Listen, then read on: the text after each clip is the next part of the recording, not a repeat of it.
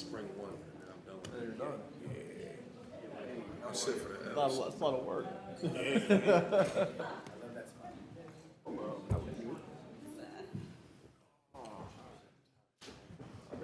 Agenda, you all need agendas? You have one? You don't have one? Well, I'll go get one, but do you have one? Oh, yeah, I need one. Thank you.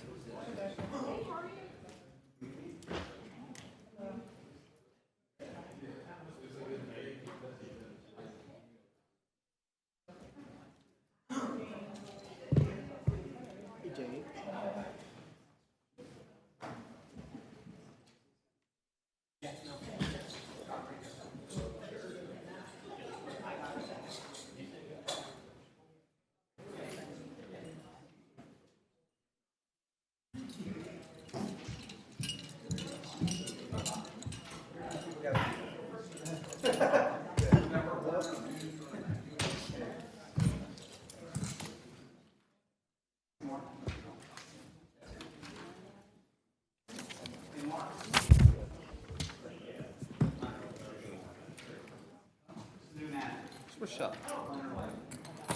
Shad. That's it? Who are we missing? Oh, Dustin. What's up? Nothing.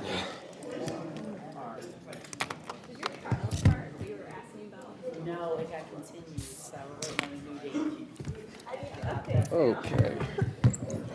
Yeah, it got continued because the woman that did the had some type of emergency surgery or something. Good evening. I'd like to call to order the Tuesday, October 1st, 2024 council meeting to session. With that, can I have a moment of silence and pledge of allegiance?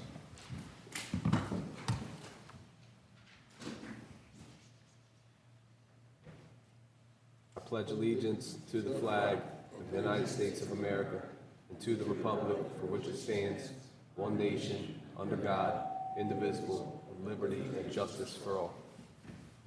Madam Secretary, can I have roll call, please? Rebecca Smith. Here. Rashad Bates. Tiffany Henley. William McCoy. Lauren Hughes. Here. Dustin Queenan. Here. Thomas LaPera. Here. Do I have a motion to approve the previous minutes? So move.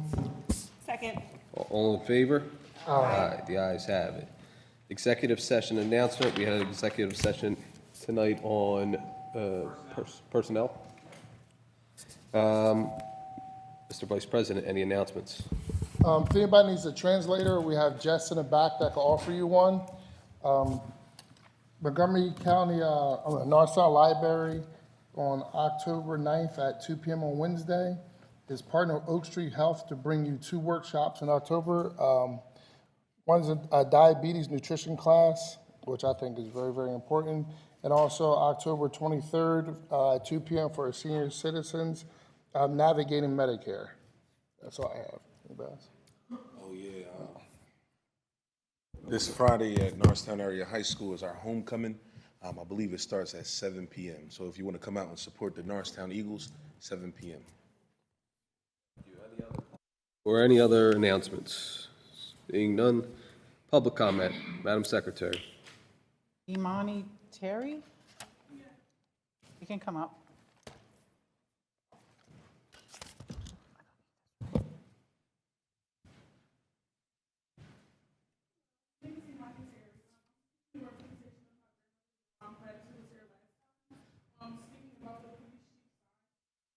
We believe that you guys were acting in an unjust way on our side and was taken down last time with police chief was up there. So this, I feel, is sexist and unjust. My grandmother did donate a sign as well that was taken down, which will likely be put back up. Thank you.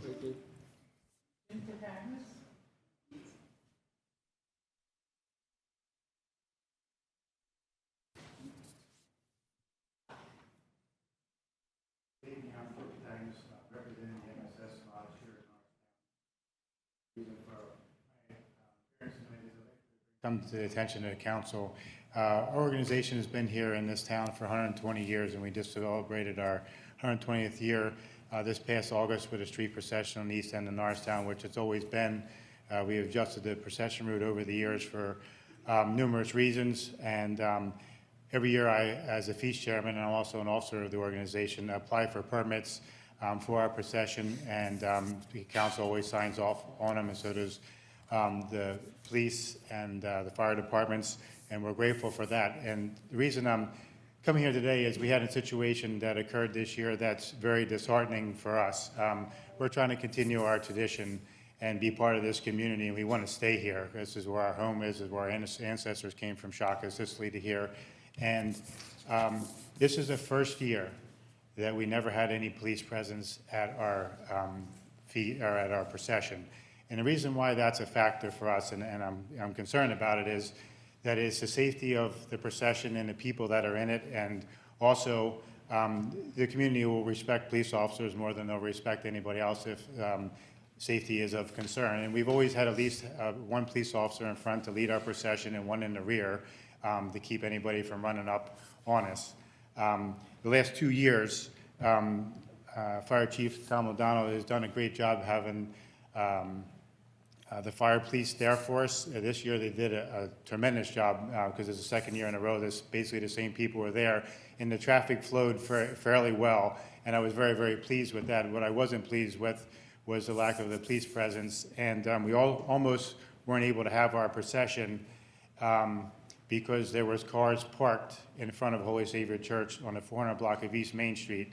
And those of you who are not familiar with the church, there's an entrance that comes out of the left side of the church if you're facing the church. And it's a ramp that comes down, and that's where we bring the statue out on a big platform, and there's 25 guys that carry her, and long pillars and everything. And there was cars parked right there. And so when the cars were parked there, I called the police, and they came out, and the officer came, and he said, you know, what's the problem? And I stated to him that these cars need to be towed from here or moved before this procession can proceed. And so he called in, and what we did, we went door to door after he ran the license plates of these cars, and we were able to get the most important one moved, but a couple of them we were unable to locate the owners of the vehicles, and they weren't towed. And I requested that they be towed, and the police officer that was in charge here at the hall said they cannot be towed because. Thank you, sir. Gretchen?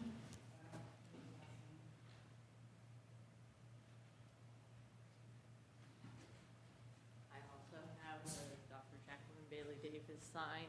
I think it's disrespectful that she should have no place to park. She's the leader of the police, and it would be very embarrassing if Officer Butterworth, another hero, would have to put a boot on her car.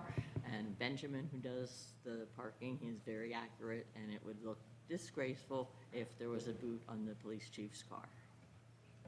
Thank you. Thank you.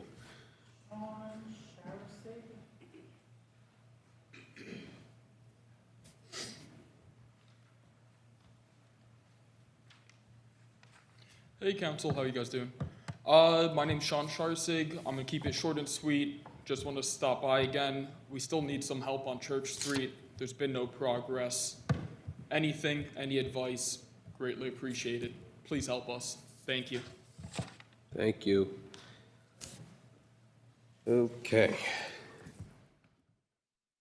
Moving on to Municipal Administrator, motion to grant a limited waiver from Section 133-311 of the Norristown Code of Ordinances to Spohn Ranch for the specialty concrete and related specialty work by Spohn Ranch technicians and employees for the Poley Skatepark project. Mr. Leitner.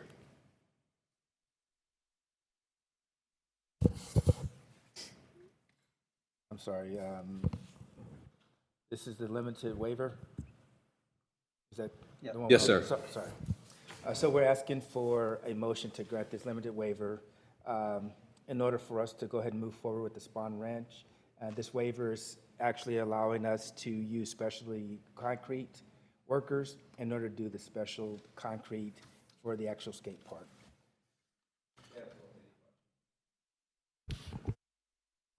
Seeing none, do I have a motion to grant the limited waiver from Section 133-3? Second. Madam Secretary. Rebecca Smith. Aye. Shad Bates. William McCoy. Lauren Hughes. Aye. Justin Queenan. Aye. Thomas LaPera. Aye, the ayes have it, motion passes. Finance, Resolution Number 24-99, request of council for approval of the minimum municipal obligation to be budgeted for the police, fire, and non-uniform pension plans for the fiscal year of 2025. Ms. Pfister. Good evening, council. I'm requesting approval of this resolution for 2025's minimum municipal obligation. The police pension plan, the minimum obligation is $2,668,339. Firefighter, $670,242. Labor pension plan, $106,132. And the ICMA plan, $80,332. Council, any questions?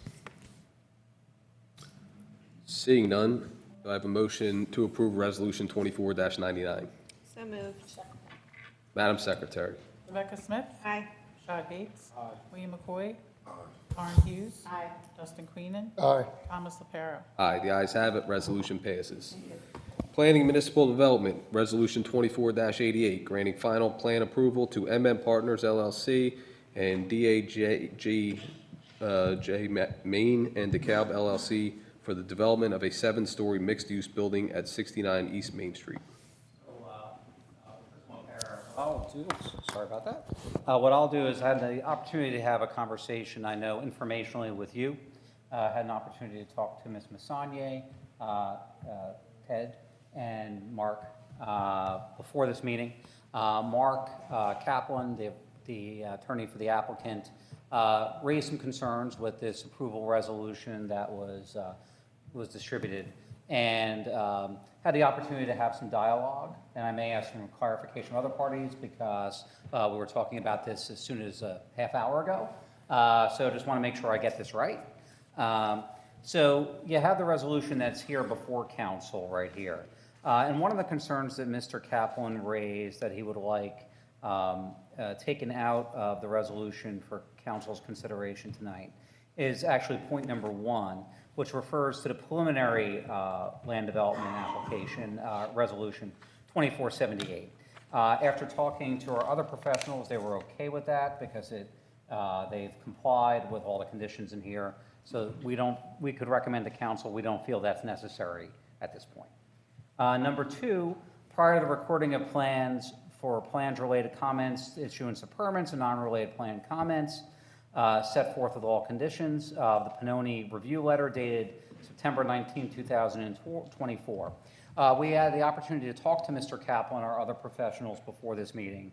As you know, it's been a challenging real estate market, and many developers have had difficulties getting financing.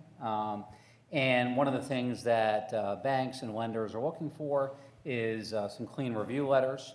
So what we decided to do is, obviously, we can't go wholesale through the September 19th, 2024 letter at this point and take everything out. But what we will agree to is Pannoni and or Mr. Kaplan's engineer will go through the letter, find out what may be extraneous, what may be important, and Pannoni will issue a new letter that will be referenced as part of number 2.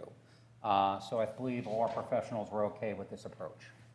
Number 3, subsequent to the completion of development, applicant shall prepare a post-development evaluation of the peak traffic patterns at the intersection of Main and DeKalb to document actual traffic impact of the site and to implement optimized traffic signal timing as recommended in the Pannoni review letter. I'd ask Ted to comment about specifically what we may be looking for on this to kind of narrow the issue. We'll know through a post-construction traffic analysis. Once we know that, then that will tell us whether we need to optimize that lane or not. Okay. So we would limit that review to that. You would be comfortable with that? Yes. Is that okay with you? Yeah, that's fine. Okay, all right. All right, let's see, I don't believe 4 was an issue which related to the fire marshal's review letter. I don't believe 5 was an issue related to the EDUs. As far as compliance with the conditional use decision of September 5th, 2023, we don't recommend waiving that requirement. Number 7, prior to the issuance of any permits, preparation of a blanket stormwater, that's okay. 8, prior to the issuance of any permits, there has to be a land development agreement, financial security agreement, and outstanding fees. Blah, blah, blah. Let's see. None of these other conditions seem controversial except, and I'll leave this to Mr. Kaplan, and maybe something I missed. But when we get to the waivers in 7 and 8, which deal with the Parks and Recreation fee and the dedicated Parks and Recreational fee and the fee in lieu of, which are 7 and 8, it was determined, obviously, this is a dense urban development, and while fees like this are appropriate, perhaps the way our ordinance was constructed doesn't fully account for the topography of the land and where this is in Norristown. So rather than calculating it based on per the review letters as is tied to our ordinance, what will happen is our engineer will get with their engineer and run it past our municipal administrator and the applicant's attorney and look at what may be a reasonable reduction of those fees based on that. And that staff would be willing to agree to that. Sounds like Mr. Kaplan was okay with that. And anything else? Yeah, just one, come back to compliance with the conditional use approval. Okay. The conditional use approval was before the preliminary plan approval and is before now, which would be final approval. And you're making it conditioned on complying with the conditional use approval. I went back and I read it. I don't know what it is that survives in that conditional use approval that hasn't already been implemented at either the preliminary approval or now. To just say that we're subject to a conditional use decision that was 10 or 15 pages leaves it just too vague. Tell me. Well, you're better than me, Mr. Kaplan, but I haven't read that conditional use approval except when I was helping to draft it a while ago. So I haven't looked at it that specifically with an eye for that. That's standard language we include in many of our resolutions. What I would agree with you is I will have my office, myself and Patrick will have an opportunity to review it. What we can do is we can maybe craft a condition here that it will be relevant language from that conditional use approval in case there's something. Let me suggest Sure. something. Let me suggest something. I believe that there is a condition. Mm-hmm. John, I hate to put you on the spot, but on your plans, you took a condition out of the conditional use application, and you put it right on the plans. We looked at it the other day. Yes. Can you put your finger on that, or can you tell us what it said? I can tell you where it says. It's on the overall site plan for the project. It's the signature plan for the project. But we took basically the verbiage from the conditional use hearing right out of the Pannoni letter, just I take it off of what we said, and it's just basically we stated what the conditions, what sections we were requesting conditional use approval from, and what the conditions were, just indicating that we would comply. There's a provision that sort of wraps it up, very general, and we've already put it on the plan. We can talk about that, you and I, or Pat, or Ted, whatever. I just don't want a lender. Well, we can agree to, relevant conditions as determined by the applicant and the municipality's professionals, and That's we fine. have to do that. That's fine. Because I don't want to sign off on that without having read it in a long time, so. The note on the plans basically says conditional use approval, September 5th, 2023. It lists the two sections we're requesting the conditional use approval for, and then states, the applicant shall apply with all applicable decisions of the Norristown Zoning Hearing Board. Sure. Which there are Conditions. none because we never had to go Yeah. to, so go ahead, keep going, John. Applicable conditions contained in public approvals and agreements with Norristown Council and the Redevelopment Authority of Montgomery County and all. And we have a very comprehensive agreement of sale with the municipality and the authority yeah. having to do with deed restrictions, guarantees that the building that will be built, so that's already built in. Go ahead. And all applicable representations made by the applicant and/or their agents during public meetings at Norristown Council. And those, that statement was taken verbatim out of the approval. That's what that's already there. Take a look at the rest of it. I think it gets wrapped up in that. And is that it? I believe that's it. I mean, unless the council has questions. So let me give some good news. I talked to our engineer, our architects today. The building plans are 85–90% complete. We're waiting on the plans from the MEP engineers, mechanical, electric, and plumbing. Expect to have them in the middle of October, and we will be submitting the building plans. And they will go through the review process, the normal review process, and then based on the agreement of sale, you get to approve them. And ultimately, when we go to closing,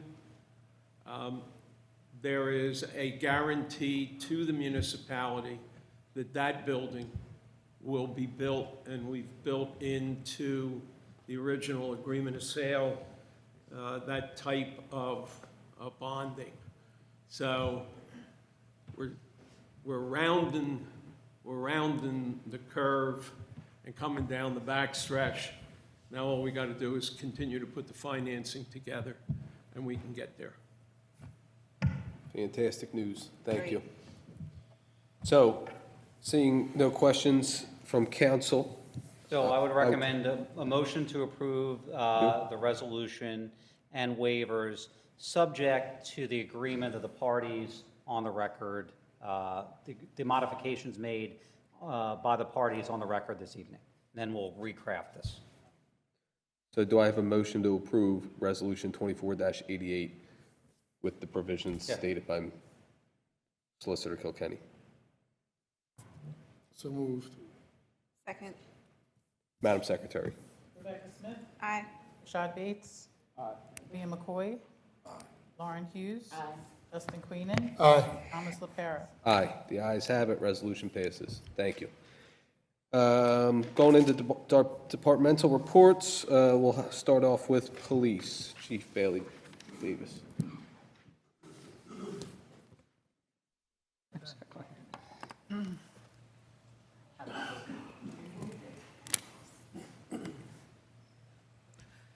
Good evening, Council President, Vice President, council members. In the interest of my 7-minute time limit, I will proceed immediately. Sir. The Norristown Police Department has 3 strategic major goals and objectives. Number 1 is community policing, to improve police and community relationships through the following objectives, which is to educate and provide resources to victims of crime on their rights and services. Also increase non-enforcement engagement between police and the community to build trust and transparency. And lastly, for us to work with the community so that we can be co-producers of public safety. In the interest of having our goals and objectives met for the month and throughout the year, Norristown Police Department has completed in this month 49 victim support surveys by which individuals who are victims of crime, we have our community liaison person go out and actually within 24 to 48 hours, convene with the victim of crime, making sure that they have their victim's compensation information and any other additional resources. In addition, our mental health coordinator has conducted 64 mental health referrals for the month of August, assessing and referring individuals who have had mental health crises. Also, MPD hosted and attended over 12 events during the month of August. I have moved my monthly Chiefs Night In from weekly to monthly. I met with 3 residents. We also have partnered with local, community, regional, and international law enforcement agencies. We partner with the Philadelphia Civilian Police Oversight Commission to actually host a Mandela Fellow from the Seychelles, Africa. We also had the Pathonetary Office come in and provide roll call training to officers about the New Hope Card, which they came here last session. Also, we met with the Civil Service Commission to have a meeting with them regarding some modifications of particular regulations. We've had safety conversations with community members at various churches of different backgrounds. We also have our community police service area meetings, which serves as our ComStat meetings, by which individual supervisors in each police service area throughout the municipality of Norristown does in fact meet with community members in that particular area to talk about crimes that are occurring and how we can work together to resolve these issues and combat crime. Also, we've had welcoming students back to Bloxham Middle School, back to school night roundtables. Also, we've continued with our NORCAM. We have 50 registrants, excuse me. And also for the month of August, we started preparing and finalizing our Civilian Police Academy, which started on September 21st. Our second strategic major goal is organizational excellence, whereby we will utilize smart and best practices to ensure effective and efficient operations, as well as accountability to ourselves and to our community and to the council. We have revised and created new policies and procedures, provided professional development via training for sworn and professional staff members. We've also implemented and practiced risk management by the following. To date, we have 24 supplemental policies that we've needed to help supplement our current policies. All of our sworn personnel have been recertified within the first 6 months of the year. Also, we've provided covert supervisory and disciplinary training for our personnel. MPD has actually partnered with the probation department to conduct supervision checks of parolees, sort of doing a modified focus to turn initiative with this particular initiative with the probation department. We also have implemented the 5 recommendations from the Center for Public Safety Management. We've utilized patrol logs for accountability to determine the uncommitted time of our officers, to making sure that when the officers are not involved in a call for service, that they're utilizing their time wisely to either be proactive or even reactive in certain particular situations to combat crime and meet with the neighbors, talk with individuals, and getting them on board with partnering with the police. We also have been conducting comprehensive investigations regarding complaints, and also conducting audits and inspections with our police use of force and body-worn camera videos via police technology. Next slide, please. Our third and final goal, strategic goal, is to ensure that we utilize proactively and reactive strategies to combat crime, by way of educating police and community on crime, identify and implement crime strategies to combat crime, and track and utilize our data. And we've done so by the following. We fervently utilize the police website, social media, and door-to-door canvases to make the community aware and educate them on the particular crime that's occurring, in addition to our community ComStat meetings, which, as I said, are held in specific police geographical areas called geopolicing. We also utilize our daily intelligence meetings between command staff, supervisory staff, to go over crime and different patterns and clusters, things of that nature, our community ComStat meetings, and our partnered initiatives with our back-to-school safety roundtables. In addition, we utilize the crime strategy of problem-oriented policing, one of my favorite crime strategies, because they identify the root causes of the crime, and they actually put particular things in place to respond to that crime. MPD utilizes crime strategies of target hardening. You want to decrease the opportunity to commit a crime. Usually you do that by, for example, doing unscheduled security checks. We have our VIP cards that we use when we utilize the checks to sort of leave a receipt to let people know that we're checking on them. We have directed patrols. We offer steering wheel locks because we've had an issue with auto thefts.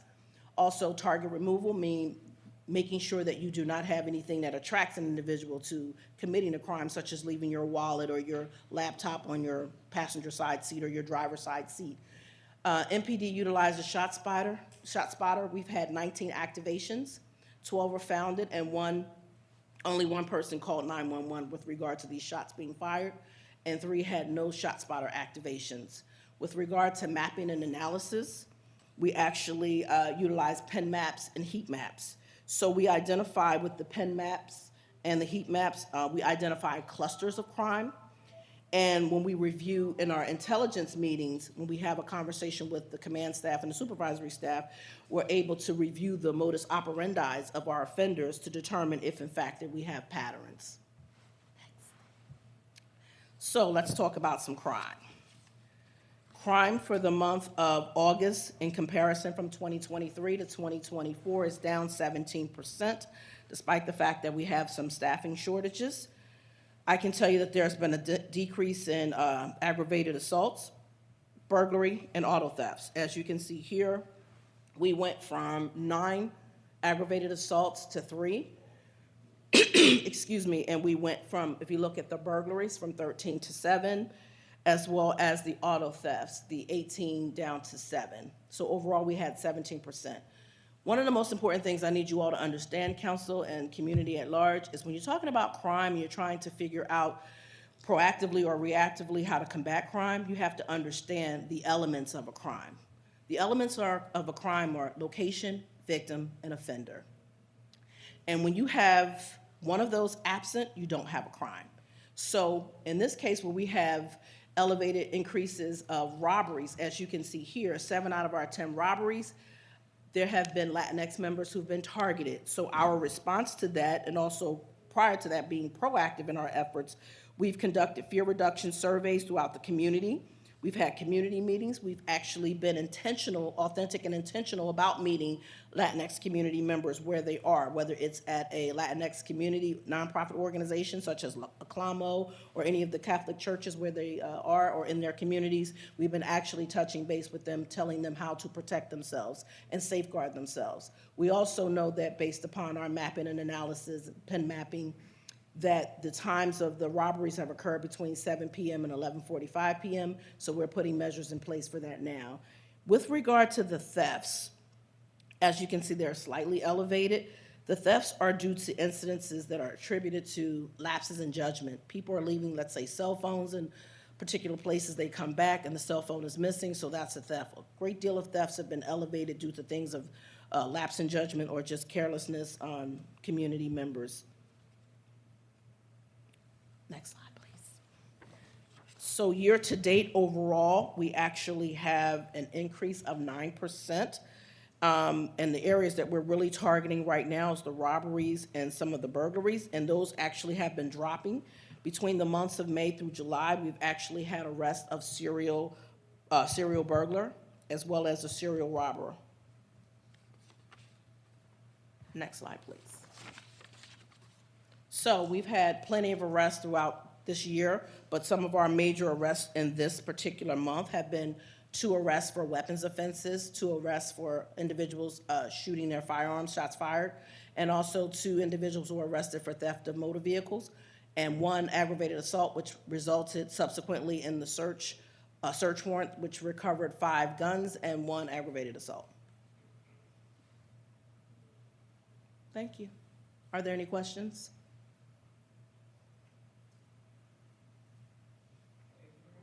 Thank you, I appreciate you. Have a good night. Next up, Fire. Chief O'Donnell.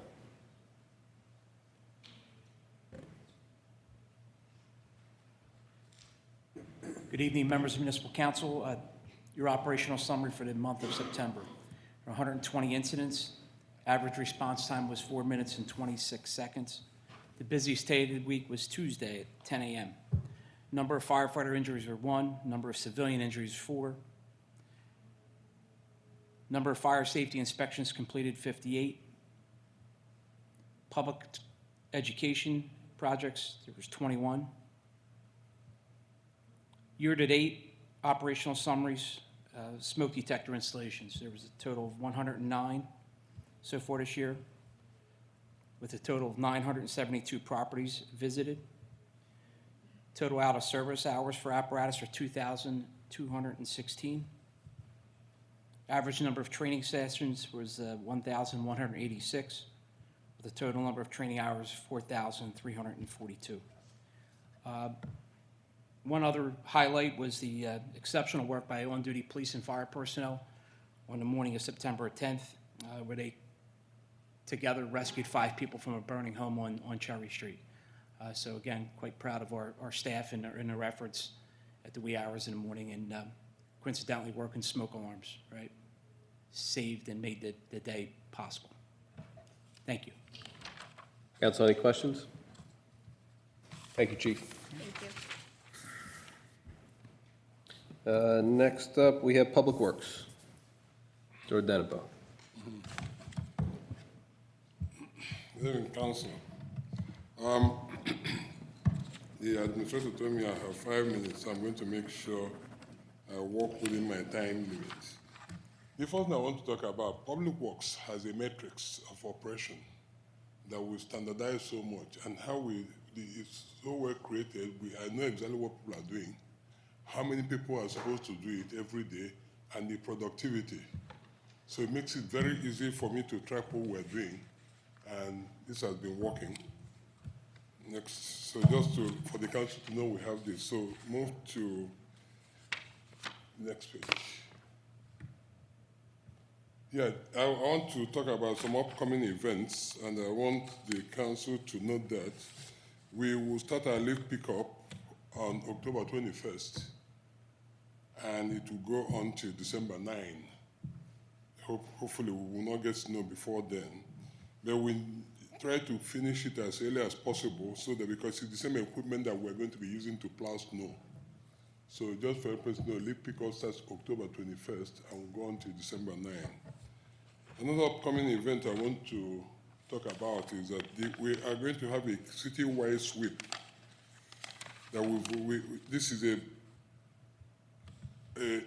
is something we do twice a year.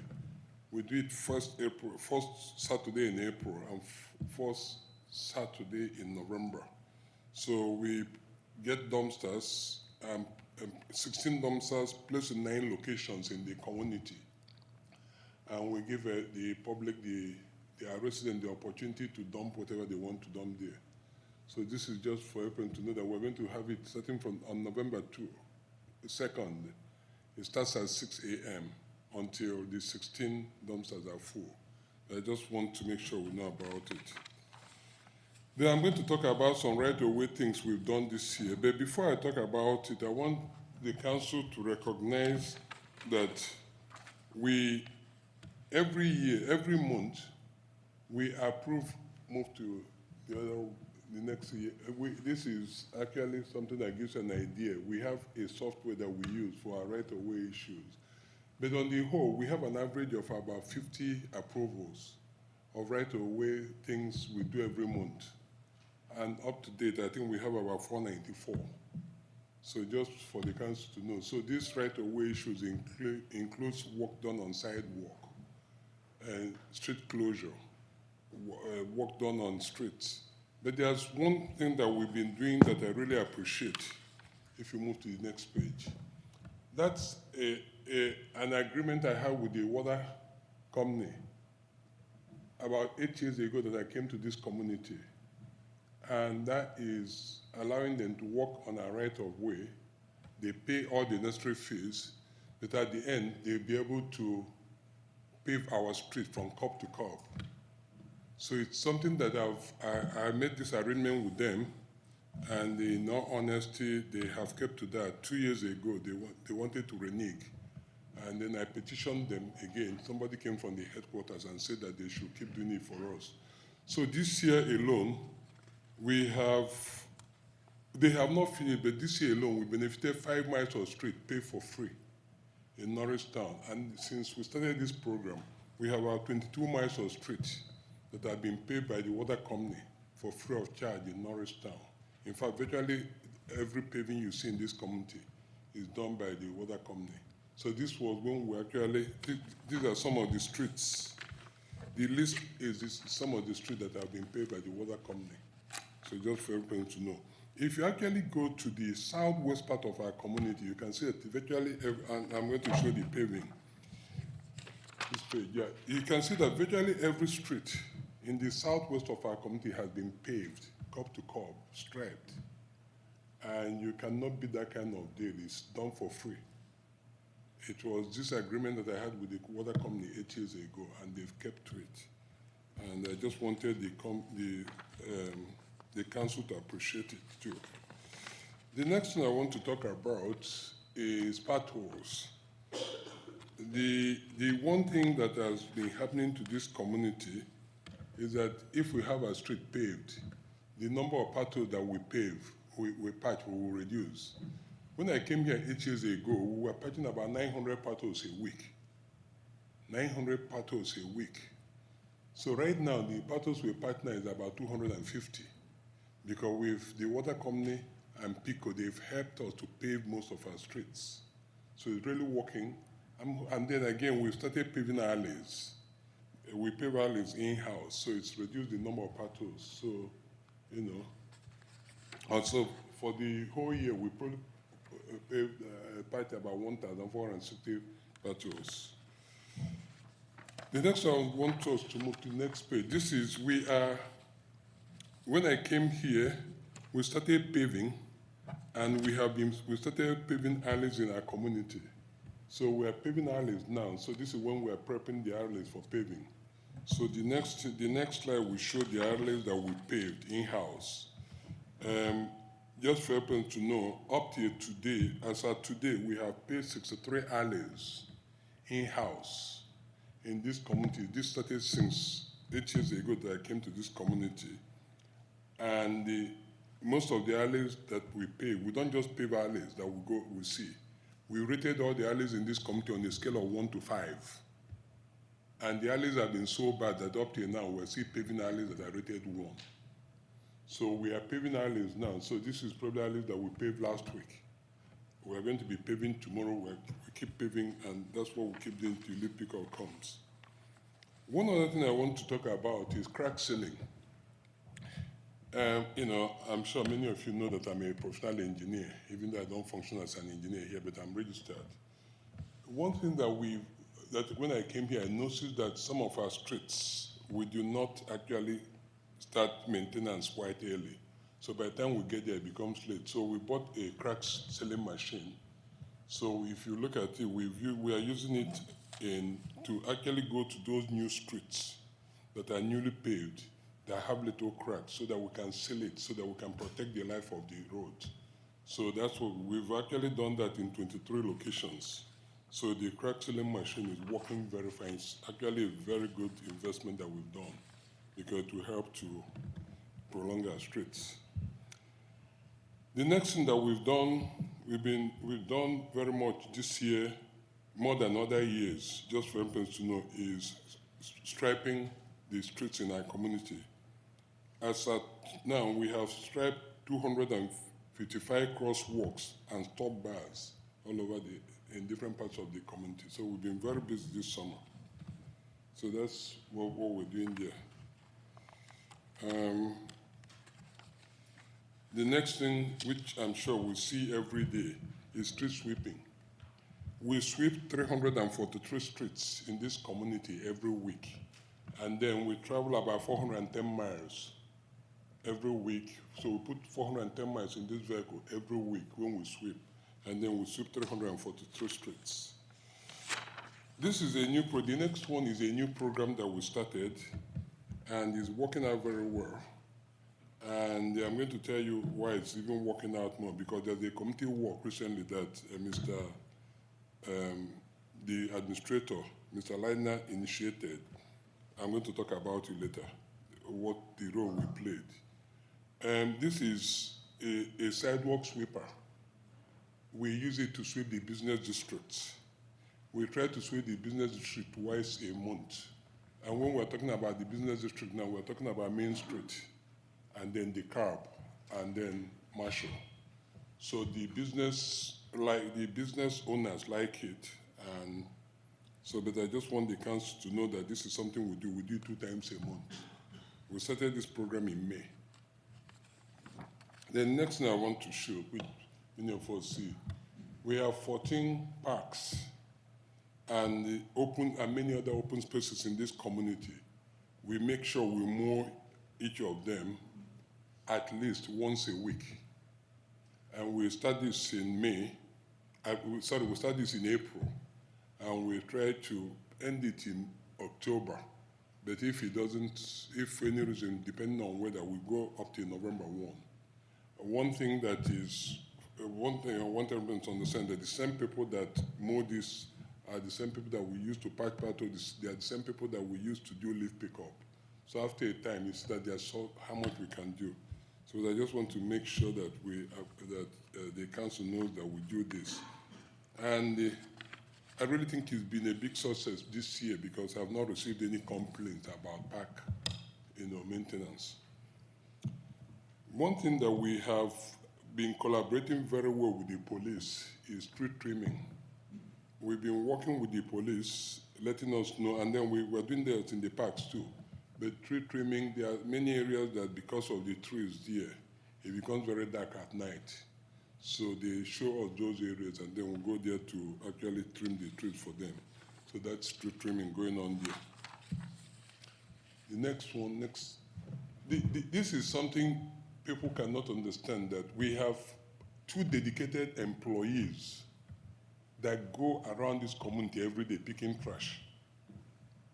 These are employees that we could use for some other things. But because of things, these are the kind of trash we pick. If we do not pick it, you see them. So that's a staff actually loading something into a truck. But picking up trash is something that we take it very serious in this community. Just for everybody to know, we pick the business district 3 times a week. Then we looked at our community, and then there are certain areas, there are 15 streets that we consider as strategic arterials.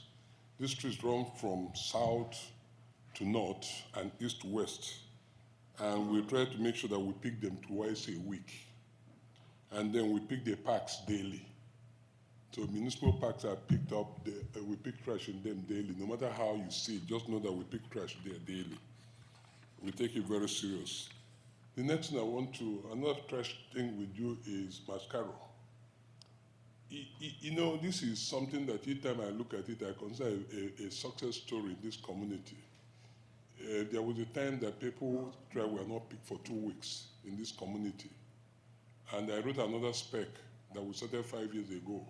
And just to let you know, at that point in time, I was getting 100 calls a day from residents complaining about trash, about their trash not being picked.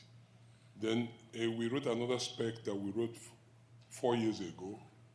And I'm going to tell you, in a whole week, we get about 2 calls about trash now. So it's one of the things I feel very happy where we are. And one other reason that has made it possible that the city and Mascaro started trusting each other, and it has really helped. Then we have what you see there is called Big Belly. It's the name of the company.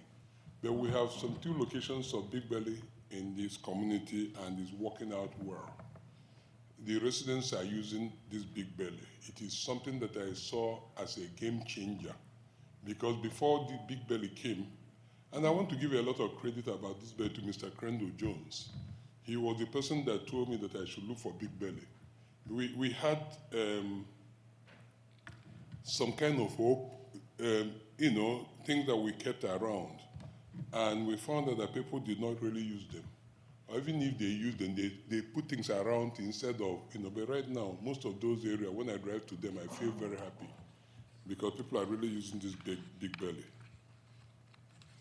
Then the next thing I want to talk about is that we have actually, the city has invested a lot of money in the parks, and we are doing our best to make sure that those parks look very good.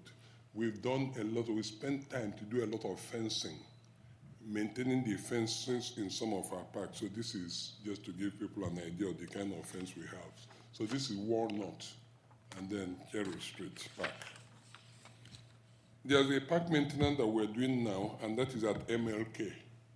MLK is going to be installing new equipment there, so we are removing the old things there. So Public Works is doing that. That is something we're doing as I'm talking to you. The last but not the least is, not actually the last, but we are getting ready for snow and ice control. And why I start preparing for it now is that I know that most time, it's as soon as the leaf pickup is over, that's where we get to. So I don't have time to really, So we're creating routes and actually making sure that we have everything ready our salt, we were in an agreement with different communities for salt. So what we try to do even before we start buying salt is that we try to buy first so that we can make sure that they know, we can estimate the delivery time so that when we start the snow and the ice control, then we know how to place this order. So we started planning for snow, but just to let the council know that that's already in process. Then the last thing I want to talk about is something that was initiated by Leonard, the administrator. And I really thought it was great that we did it. What he did was that he met with some community members. We walked on Main Street, and we dealt with those issues. Main Street, the business district. If you go to the business district of Main Street and DeKalb now, you can really see the difference. So that's what we've been doing. We've been very busy, and I'll be ready to answer questions that the council will have. Council, any questions? Thank you very much. Thank you. Very thorough. Motion to adjourn? So moved. All in favor? Aye. The ayes have it. Meeting adjourned. Thank you.